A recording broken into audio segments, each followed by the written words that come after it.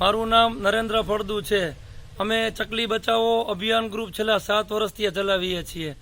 મકર સંક્રાંતિના દિવસે દાન ધર્માદાનું મહત્વ વધારે હોય છે। લોકો ગાય માતાને શેરીએ શેરીએ નિરણ નાખે છે। ગાય માતાનો મુખ્ય ખોરાક 40% લીલી નિરણ, 40% સૂકી નિરણ અને 20% ખાણ ને ખોળ છે। તો ગાય માતાને જો આપણે 100% નિરણ નાખી દે લીલી નિરણ તો એનું ગંભીર પરિણામ આવે છે અને ગાય માતા સમજતી નથી।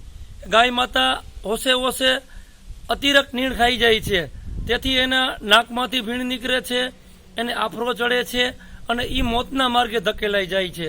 તો આના માટે આપણે પાપ કરીએ છીએ પુણ્યની બદલે। તો લોકોને મારી એક નમ્ર અપીલ છે કે આપણે મકર સંક્રાંતના આગળના દિવસોમાં અને પાછળના દિવસોમાં જો નિરણ સમયાંતરે નાખીએ તો આ દુર્ઘટનાને ટાળી શકીએ છીએ।